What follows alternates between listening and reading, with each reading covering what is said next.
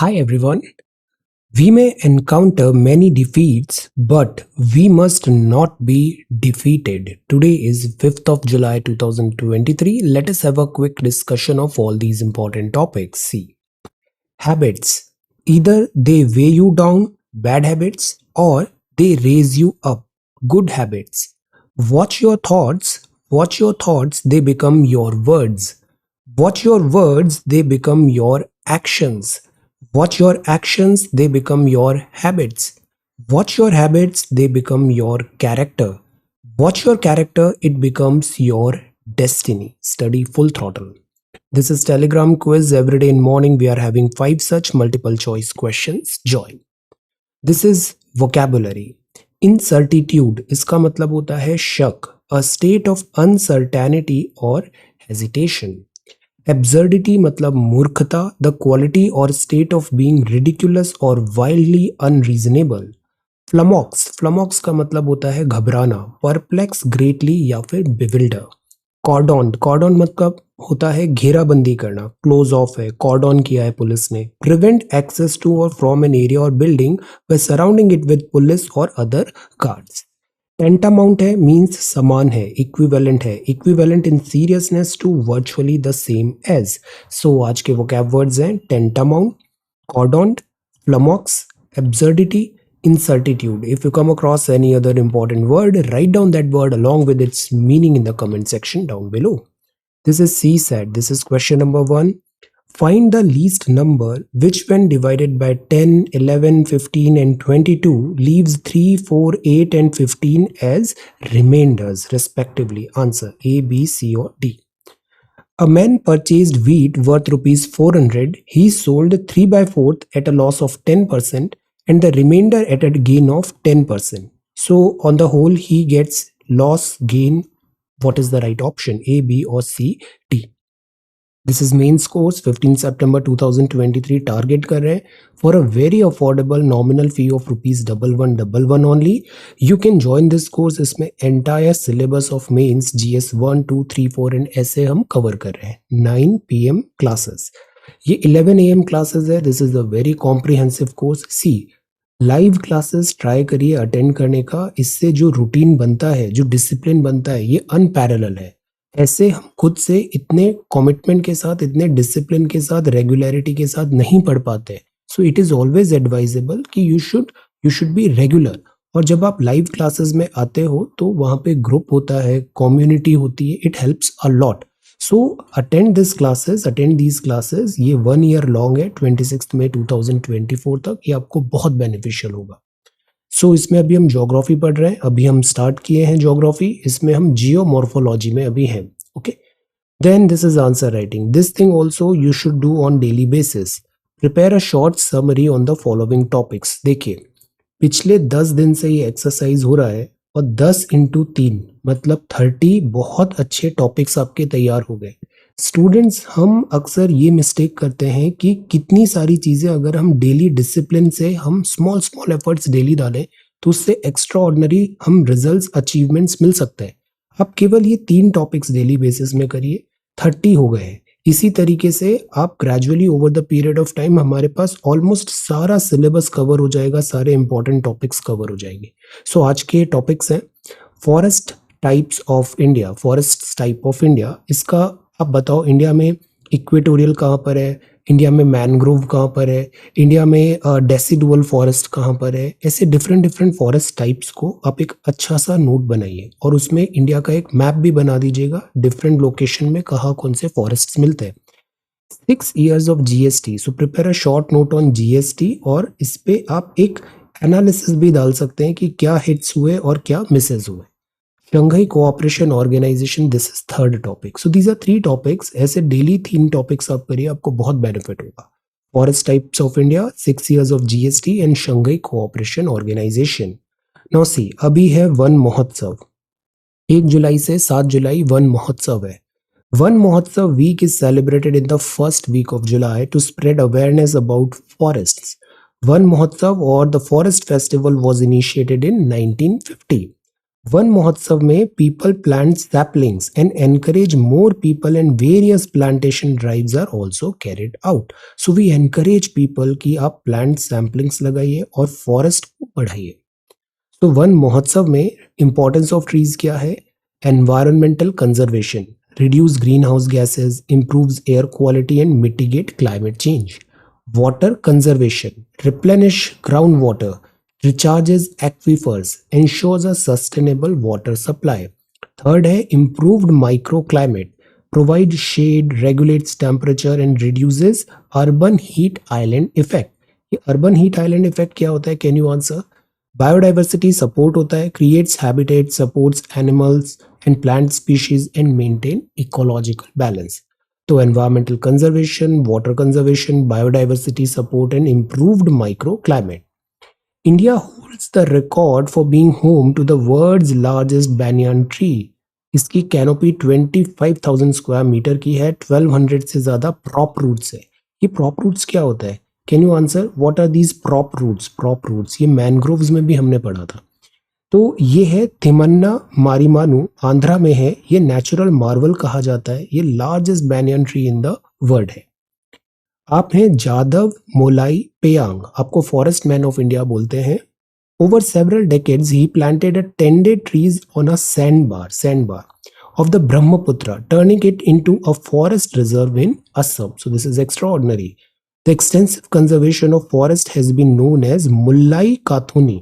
तो जादव मोलाई Payeng was awarded Padma Shri in 2015. तो these are our heroes. जब आपको कोई रेफरेंस देना है केस स्टडी में, एथिक्स में, आप बहुत अच्छे से ये नाम इस्तेमाल कर सकते हैं. तो मैनग्रोव फॉरेस्ट भी बहुत इंपॉर्टेंट है. ये लिटोरल फॉरेस्ट इकोसिस्टम है. ये हेलोफाइट्स कहलाते हैं. हेलो मतलब सॉल्ट टॉलरेंट. ये जो ट्रीज होते हैं ये 8 to 20 मीटर हाइट होते हैं, थिक लीव्स होती है, और ये न्यूमेटोफोर्स होते हैं. सो इसका मतलब है they have blind roots which are called pneumatophores. These roots help these trees to respire in anaerobic soil. So seeds जो मैनग्रोव फॉरेस्ट के होते हैं ये जर्मिनेट करते हैं in the trees themselves before falling. So these are mangroves. Okay. So ये हो गया वन महोत्सव. अभी शंघाई कोऑपरेशन ऑर्गेनाइजेशन है, तो ये सारे कंट्रीज हैं शंघाई कोऑपरेशन ऑर्गेनाइजेशन के कंट्रीज. क्या आप इन सारे कंट्रीज का मैप देख के नाम बता सकते हो? ये कौन सा कंट्री है? This is India. This is country, this. Can you answer? Okay. तो ये जून 2001 में एस्टैब्लिश हुआ था. ये 8 मेंबर मल्टीलेटरल ऑर्गेनाइजेशन है. 1 2 3 4 5 6 7 8. इस साल का जो समिट है उसकी चेयरमैनशिप इंडिया के पास है. इंडिया 2005 में एसोसिएशन स्टार्ट हुआ एज ऑब्जर्वर कंट्री. थीम जो है इस बार वो है टुवर्ड्स अ सिक्योर एससीओ. तो सिक्योर एससीओ एक्रोनिम है जो 2018 में हमने कॉइन किया था, प्राइम मिनिस्टर साहब ने कॉइन किया था, और इसमें ये था इसका full form security, economy, trade, connectivity, unity, respect for sovereignty and territorial integrity and environment. तो ये है सिक्योर. तो इस बार का थीम है towards a secure SCO. GST के 6 साल हो गए हैं. जीएसटी 6 साल पहले इंट्रोड्यूस हुआ था. इसमें सब्ज्यूम किया गया था 17 टैक्सेस को, 13 सेसेस को. सेस की डेफिनेशन क्या होती है? आंसर. सेस क्या होता है? What is cess? तो 13 सेसेस लिवाई किए थे सेंट्रल एंड स्टेट गवर्नमेंट के. Under GST goods and services को कैटेगराइज किया जाता है 5, 12, 18, 28% में. Number of registered tax payer इतने बड़े हैं और इतना एवरेज जीएसटी रेवेन्यू कलेक्ट हो रहा है, तो this is again a success.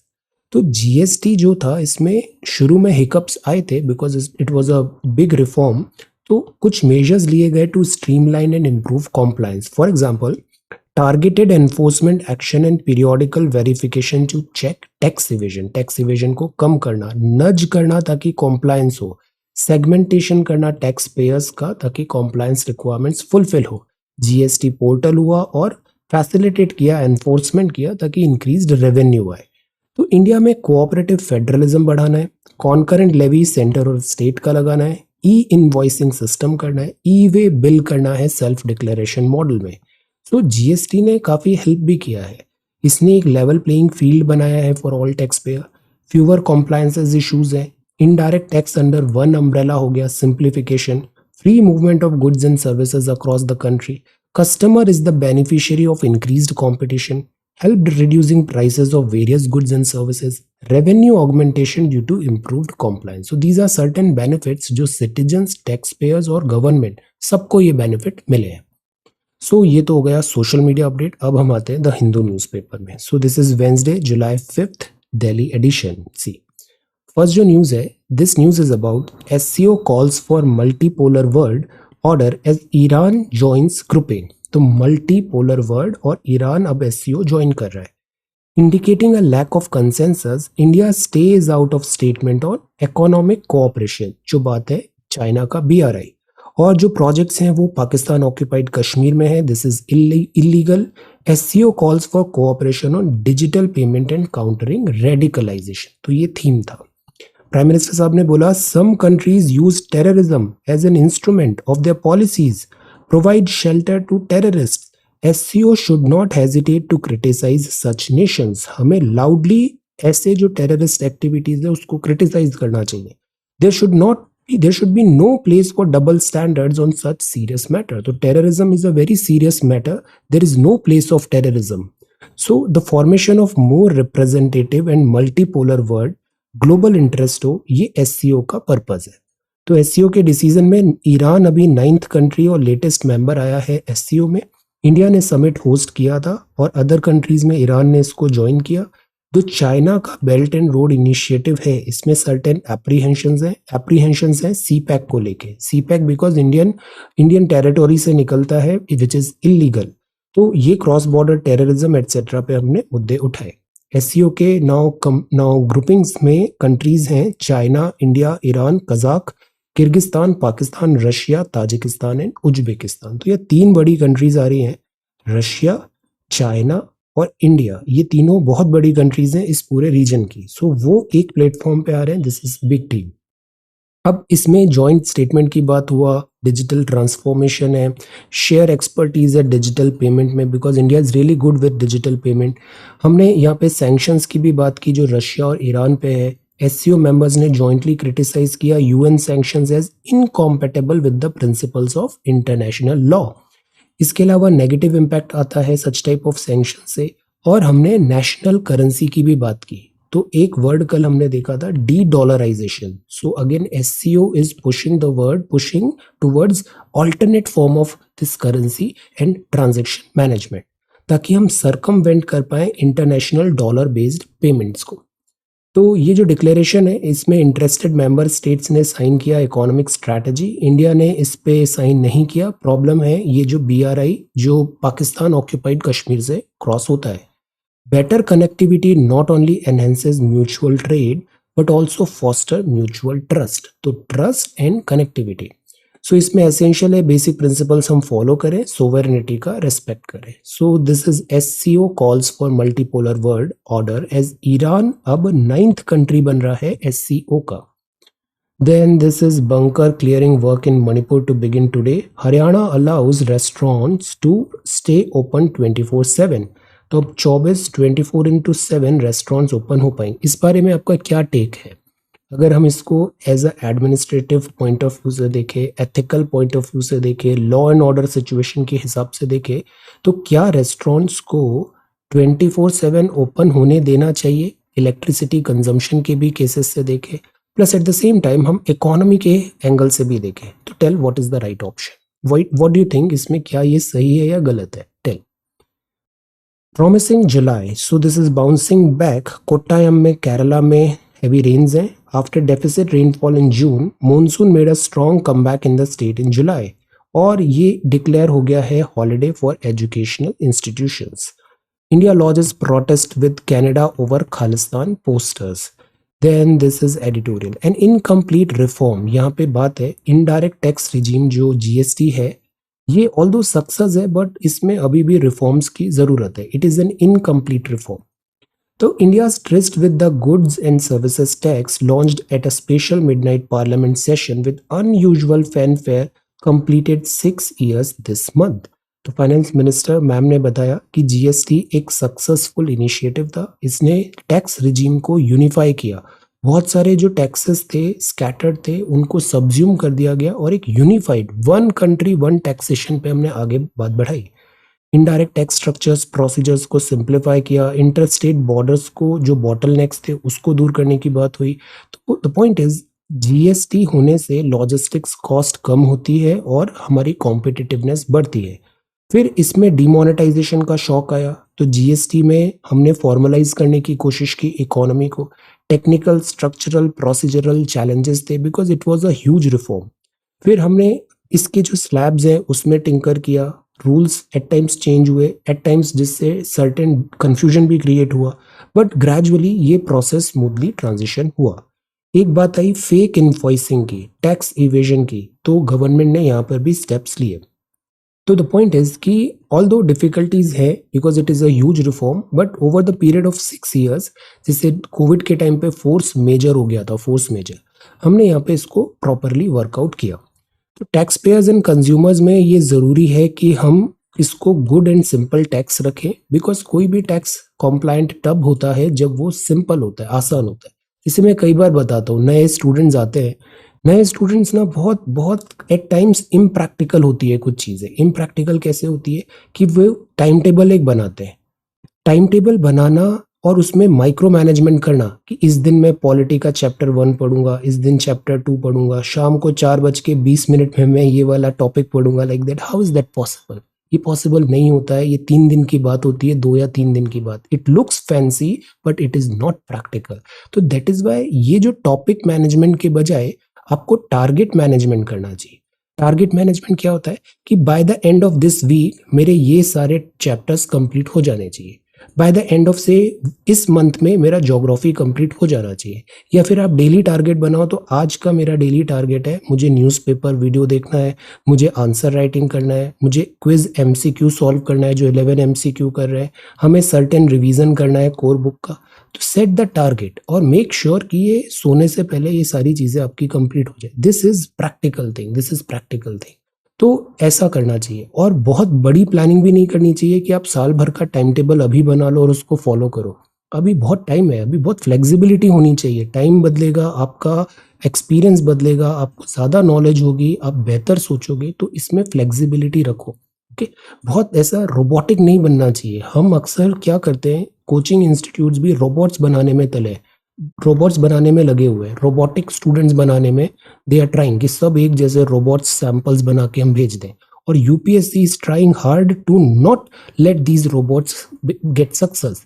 तो इसलिए हमें रोबोटिक बनने के बजाय नेचुरली टैलेंटेड बनना है। नेचुरली टैलेंटेड बनो, रीडिंग राइटिंग स्पीकिंग में नेचुरली टैलेंटेड बनो। आप सारा न्यूज़पेपर पढ़ो, polity economy geography, 360 degree aspect में अपनी पर्सनालिटी को इम्प्रूव करो। बिकॉज प्रीलिम्स निकाल के, मेंस निकाल के एग्जाम में सिलेक्शन नहीं होगा। इन दी एंड आपको इंटरव्यू भी फेस करना है। If you do not have good personality you will not fetch good marks, और फिर वापस अगले साल फिर प्रीलिम्स लिखना पड़ेगा। सो सिलोज में नहीं पढ़ाई होनी चाहिए, और दैट इज वॉट जो इस बार हम ट्राई करने की कोशिश कर रहे हैं इस प्रीलिम्स 1 बैच में। दिस इज एक्स्ट्रा ऑर्डिनरी, बहुत थॉटफुली डिजाइन कोर्स है, ये आपको बहुत बेनिफिट करेगा। तो एनीवे, चीज़ों को सिंपल रखना चाहिए, सिंपल रखना चाहिए because simplicity is the ultimate sophistication. Okay, तो there is no road map in sight on the rate rationalisation. हमें इलेक्ट्रिसिटी, पेट्रोलियम, रियल एस्टेट में अभी भी क्लैरिटी नहीं है। अभी पेट्रोल को जीएसटी में इंक्लूड करने की बात हो रही थी, वो भी नहीं है। तो there are certain gaps, so that is why लिखा हुआ है कि एन इनकम्प्लीट रिफॉर्म। यह है थ्वाटिंग ट्विटर। अब यहाँ कल की ही बात है, आर्टिकल 19(2) में freedom of right to speech है, बट अगर freedom of right to speech से ट्रबल क्रिएट हो रहा है, रूमर मॉन्गरिंग हो रहा है, स्टेट की स्टेबिलिटी सिक्योरिटी कॉम्प्रोमाइज हो रही है, तो वहाँ पे फ्रीडम ऑफ स्पीच को कर्ब किया जा सकता है। तो राइट टू स्पीच जो है, फ्रीडम है, ये एब्सोल्यूट नहीं है, this is a qualified right, qualified right. Okay, तो such type of suspension is possible. अब डिसअपॉइंटिंग ये है कि ये प्रोसेस जो होती है ये काफ़ी ट्रांसपेरेंट होना चाहिए। Laws exist in most countries to order intermediaries such as social media platforms and internet service providers to remove any offending content. But it is a common principle that established democracies should frame policies and regulations rooted in fairness and natural justice and not impose undue curbs on freedom of speech and expression. Very powerful line. Section 69A of the IT Act which sets out the power to issue blocking orders, was upheld by the Supreme Court in Shreya Singhal 2015 case में। तो supreme court ने बोला centre के पास पूरा पूरा हक है IT act के अंदर, किसी भी कंटेंट को ब्लॉक कर सकती है। It came with adequate procedural safeguard, but adequate procedural safeguard is required. तो ट्विटर ने इसको आर्ग्यू किया, कोर्ट ने गवर्नमेंट के फेवर में बताया, आईटी एक्ट 2000 के फेवर में। तो द पॉइंट इज इसमें फर्दर क्लैरिफिकेशन हो सकता है, बिकॉज ये मैसेज भी नहीं जाना चाहिए कि हम फ्रीडम ऑफ स्पीच को कर्ब कर रहे हैं, but at the same time freedom of speech is not absolute. A macro view of the physical health of states. Physical health क्या होता है? आमदनी और खर्चा। So in India the states mobilise all together more than a third of total revenue. 60% of combined government expenditure जो है वो राज्यों से है। गवर्नमेंट बोरोविंग का 40% है। तो सेंटर को हेल्दी रखने के लिए स्टेट्स को भी हेल्दी होना जरूरी है फिजिकल स्पेस में। तो यहाँ पे प्राइमरली ये लिखा हुआ है, इस पूरे आर्टिकल का समरी ये है कि देयर वाज अ टाइम कि स्टेट्स की इकोनॉमिक हेल्थ ऊपर हुआ था। इंडिया में 28 स्टेट्स हैं, all states are not equal. जो इनकम टैक्स हुआ, कॉर्पोरेट टैक्स हुआ, ये पहले जो होता है सेंटर के पास जाता है, फिर फाइनेंस कमीशन इसके वर्टिकल हॉरिजॉन्टल डिस्ट्रीब्यूशन की बात करती है। तो फिस्कल इम्बैलेंस है और consolidation is required. Covid pandemic के बाद प्रॉब्लम्स आया कि राज्यों में फिस्कल डेफिसिट होने लग गया, बिकॉज वहाँ पर ट्विन सिंड्रोम देखने को मिला, और डबल वैमी इसलिए हो रहा था बिकॉज एक तो इनकम खत्म हो गया बिकॉज ऑफ लॉकडाउन, और दूसरा एक्सेसिव एक्सपेंडिचर्स होने लग गया हेल्थ केयर में। थर्ड प्रॉब्लम आया था जीएसटी टाइम पे डिलीवर नहीं होना। तो इन तीनों से स्टेट्स का हेल्थ डिटेरियोरेट हुआ था। सो आरबीआई ने भी फर्दर यही बताया कि स्टेट्स की फिजिकल हेल्थ को करेक्ट करना जरूरी है। एट टाइम्स फ्रीबीज होती है या फिर जो स्टेट की जो पॉलिसीज होती है वो करेक्ट नहीं होती, तो this also creates a lot of trouble. Okay, अब कोविड-19 आता है, कोविड-19 पैंडेमिक आता है, तो उसके बाद डिफिकल्टी आती है, but gradually the physical health of states यहाँ पर इम्प्रूव हो रहा है, वापस रीप्रायोरिटाइज हो रहा है एक्सपेंडिचर, फिजिकल डेफिसिट भी कम हो रहा है, जीएसटी भी स्टेबलाइज हो गया है, नॉन जीएसटी रेवेन्यू में भी रिकवरी आ रही है।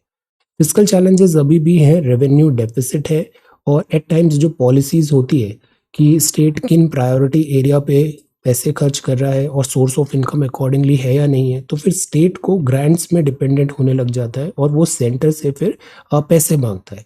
अब दो टाइप की स्कीम होती है, एक होती है सेंट्रल सेक्टर स्कीम और एक होती है सेंट्रल स्पॉन्सर्ड। स्पॉन्सर्ड का मतलब होता है कि सेंटर आपको स्पॉन्सर कर रहा है, ऐसे 50-50 स्पॉन्सरशिप हो रही है, 50 आप दो 50 राज्य देगा, लाइक दैट। और सेंट्रल सेक्टर होती है, ये कंप्लीटली सेंटर की स्कीम होती है, implemented by central government employees. तो अगेन द पॉइंट इज कि फोकस होता चाहिए रेवेन्यू डेफिसिट को कम करने के लिए। या एंटीबायोटिक्स विद प्रॉमिस है, अ लाइफलाइन इंडिया अवेट्स। यहाँ बात है कि ये जो एंटीबायोटिक्स हैं इसमें एंटी माइक्रोबियल रेजिस्टेंस आ रहा है। हम जस्ट लाइक दैट एंटीबायोटिक्स ले लेते हैं और फिर एक ऐसा स्टेज आता है कि हमारी बॉडी रेस्पॉन्ड करना बंद कर देती है एंटीबायोटिक्स में, और फिर हमें जब ज़रूरत पड़ती है for some bacterial infection kill करने के लिए, तो there are no antibiotics available.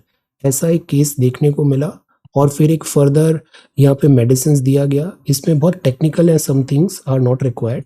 फिर इसके बाद जो ओवरऑल ये है कि एंटी माइक्रोबियल रेजिस्टेंस जो है इसको वर्क करने की ज़रूरत है, और एंटीबायोटिक्स में भी न्यूअर स्ट्रॉन्गर एंटीबायोटिक्स ढूंढने की ज़रूरत है।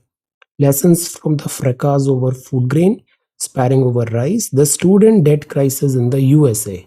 यहाँ पे बात है यूएसए। देखो यूएसए में ना एजुकेशन बहुत महंगी है और मेडिकल हेल्थ केयर भी बहुत महंगा है, तो अक्सर इसमें लोन लेने का कल्चर होता है, लोन। बट आपने लोन लिया, एजुकेशन लोन लिया, जैसे इंडिया में भी एट टाइम्स एजुकेशन के लिए आपको लोन लेना पड़ता है, और फिर पढ़ाई के बाद जॉब नहीं लगेगा, इकोनॉमिक अपॉर्चुनिटीज डिफिकल्ट होगी, तो आप इस लोन का रीपेमेंट कैसे करेंगे? This is the problem. तो यहाँ बात ये हुआ कि लोन जो है उसको माफ करने की बात थी, बट इसमें फर्दर डिफिकल्टी आ रही है। The irrevocable connection between anemia and maternal health। India में बहुत प्रॉब्लम है एनीमिया होता है तो हेमोग्लोबिन कम होता है, और haemoglobin is required for transfer of oxygen.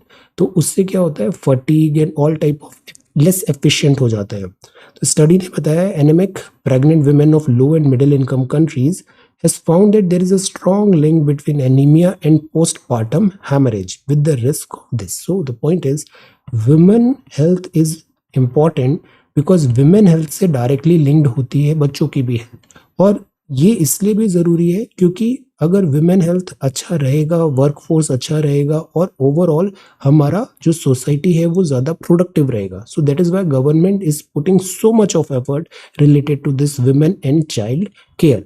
और स्पेशली जो प्रेगनेंसी का टाइम होता है और पोस्टपार्टम होता है, this is a very delicate time. इसमें बहुत केयर और न्यूट्रिशन एंड प्रॉपर सपोर्ट की ज़रूरत पड़ती है। नो योर इंग्लिश, सी 100% या 100%। 100% पुराना स्टाइल है, अभी हम 100% बोलते हैं। इन्फेक्शन एक कम्युनिकेशन ऑफ डिसीजेज है, specially by agency of air and water. तो ये इन्फेक्शियस डिसीजेज होती है जैसे कोविड-19। कंटेजियस मतलब वो बॉडी टू बॉडी हो रहा है, कंटेजियस मतलब communication of diseases from body to body, जैसे कि AIDS. Okay, so the point is ये कंटेजियस और इन्फेक्शियस है।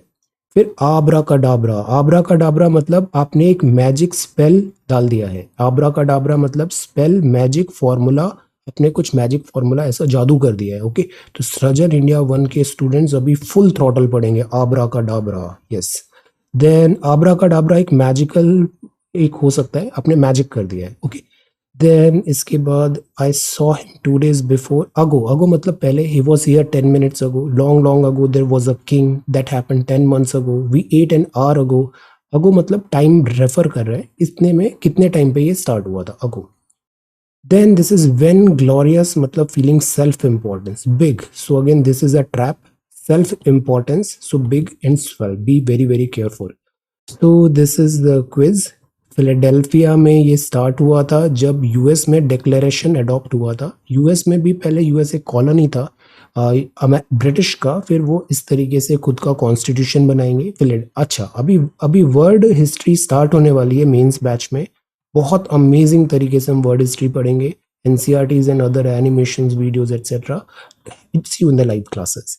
तो उसमें ये सब पढ़ेंगे हम। जॉन हैनॉक हुआ, ओके, थॉमस जेफरसन ने डिक्लेरेशन बनाया था। इसमें हम फ्रेंच रिवॉल्यूशन, रशियन रिवॉल्यूशन, सारी चीज़ें कवर करेंगे। यूजीसी ने भारत को बताया this effectively, VP at IIT Guwahati. Then in impractical to brings tribal under UCC, तो दैट इज़ वाई जो राइट्स हैं वो रेस्पेक्ट किए जाएंगे, traditional way of living of tribals. Israel है, then this is peak violence, Sudan, fighter jet, women saloon to shut in Afghanistan. This is again difficulty. Then Kia and S&P government startups को favour करती है, support कर रही है, startups are important. Then this is bring home. Then this is understanding leptospirosis, a disease that surges during the monsoon. तो इसको इली ज्वार बोलते हैं, इली पानी बोलते हैं कन्नड़ मलयालम में, इसको रैट फीवर बोलते हैं। ये कॉमन बिलीफ है कि rat are the sole cause of this disease, which is not true. ये जो होता है इसमें एक रिजर्वायर होस्ट है, pig, cattle, water buffalo, goat, dogs, horses and sheep, यहाँ से ये डिसीज ह्यूमंस में आती है। तो humans become part of the cycle when they come in direct contact with urine or indirectly through soil and water that contain leptospira bacteria. A person is more likely to contract leptospirosis if they have cuts or abrasions on their skin. तो इससे ये bacteria हमारी body में enter हो जाता है। Animals exhibit a variety of clinical symptoms and indications. Cattles, pigs में ये होता है, और फिर ये जो डिसीजेज होती है वो ह्यूमन में आ जाती है। जैसे डॉग्स में भी सिम्टम्स होता है, फीवर, जॉइंटिस, तो ये डिसीज ह्यूमन में ट्रांसफर हो जाती है। That is why at times मैं आप लोगों को बताता हूँ, animal love is good, we all love animals, there is no harm in that. Animal love is really really good, it is important. Animals के प्रति हमारी रेस्पॉन्सिबिलिटी भी होनी चाहिए, but never forget animal is an animal. Animal is animal, उसकी body differently designed है, उसमें different type of bacteria, viruses, reservoir different है, और एट टाइम्स जो ह्यूमन बॉडी है वो डिफरेंट है। तो जूनोटिक डिसीजेज, जिस पे आपको कल आंसर लिखना था, ये एक बहुत बड़ा थ्रेट बन रहा है। तो जूनोटिक डिसीजेज पेट डॉग से भी होती है, पेट कैट से भी होती है। तो इट इज नॉट लाइक कि हम पेट एनिमल नहीं रखे, but at the same time एक सर्टेन डिस्टेंस होना जरूरी है, because in the end animal is an animal. Preventing animals from getting infected, तो ज़रूरी है कि हम उनको प्रॉपर ट्रीटमेंट करें। हम डॉग्स रखते हैं, बट क्या हम उनका प्रॉपर वैक्सीनेशन कराते हैं? क्या हम उन्हें टाइमली वेटनेरियन के पास लेके जाते हैं और उनका पूरा चेकअप कराते हैं? नो। तो it is important. Big shot, ये है आर्टिस्ट का कॉन्सेप्ट है galaxy, super massive black hole है, billions of times mass of the sun at its centre. एक बहुत बड़ा ब्लैक होल मिला है यहाँ पे, आर्टिस्ट ने कॉन्सेप्ट बनाया है गैलेक्सी का। Universe is huge. Shape of flame ऐसा होता है। तो फ्लेम की जो हीट है, फ्यू लेयर्स होती है air nearby, make them less dense. Due to buoyancy this hot air moves vertically upward. तो ऐसे ऐसे फ्लेम बनती है, हॉट एयर ऊपर जा रही है, तो इससे ऐसा शेप आ जाता है। तो इससे cool air from far away layer to flow towards the flame and from the sides and below. Oxygen जरूरी होती है बर्निंग के लिए, तो ऑक्सीजन की रिक्वायरमेंट होती है। Air near the flame gets heated and moves up faster. तो एयर फ्लो डायनामिक्स होते हैं यहाँ पे लगते हैं, और उसके बाद आउटफ्लो होता है, हॉट एयर ऊपर जाती है। तो द पॉइंट इस तरीके से फ्लेम बनती है। क्या आप बता सकते हो ये ब्लू क्यों है और ये ऑरेंज क्यों है? फ्लेम का जो कलर है इसका क्या सिग्निफिकेंस होता है? Answer. So this is the Hindu newspaper for today. अब हम 28 ऑफ जून पे आते हैं। पंचायती राज सिस्टम, जेंडर इक्विटी और इंडिया की सॉफ्ट पावर, ये 3 टॉपिक्स थे। आपने बहुत अच्छे नोट्स बनाए हैं, इसी तरीके से कंटिन्यू करिए, आपको बहुत अच्छे रिजल्ट्स मिलेंगे। Panchayati raj, Nandini, this is so good. See, आपने बहुत अच्छे से सारे पॉइंट्स बताए। 73rd फीचर्स, तो देखो इससे कितना अच्छा कंसोलिडेट हो रही है चीजें, very nice. Then gender equity पे भी आपने बताया, वर्किंग टुगेदर, हम रूल्स प्रॉपर बनाए, वॉश है, child protection, education, very good. Disaster, government schemes, excellent. Dipesh is again doing really good. Origin Committee of Panchayati Raj, Best Practices, 73rd Amendment. Then Gender Equity है, Definition के बारे में बताया। Schemes, देखो ये schemes अच्छी हैं। Beti Padhao, Working Women Hostel, One Stop Center, Women Helpline, महिला police, Volunteer and Benefits। Benefits बहुत सारे हैं अगर जेंडर इक्विटी होती है तो। इंडिया की सॉफ्ट पावर क्या होता है? Political view, culture, foreign policy. This notes making is extra ordinary. आप सब पार्टिसिपेट करो, आपको बहुत फायदा होगा। इंडिया का सॉफ्ट पावर बताया आपने, गुड, वेरी गुड। सुप्रिया ने भी बहुत अच्छे से लिखा है। पंचायती राज क्या होता है? जिला, 3 tier government, equity, very good. Legal safeguards, ये अच्छे पॉइंट्स हैं। इंडिया की soft power, very good. Manju is doing really well. See, panchayati raj system का evolution, look at the copy, this is very systematic. Map work भी है, जेंडर इक्विटी है, very good. Diksha, this is good. See, soft power क्या है? देखो ये style अच्छा है, डोमेस्टिक एंड इंटरनेशनल, तो learn from each other, this is really good, very good. Gender equity है यहाँ पे, वेरी नाइस। बेनिफिट्स क्या होते हैं, एग्जाम्पल्स क्या होते हैं, wonderful. Satya, this is good. Then panchayati raj system, look at the handwriting, very beautiful, good. तो इस तरीके से पार्टिसिपेट करिए और study full thoughtful. Thank you so much for watching this video. Take care, study well and be safe.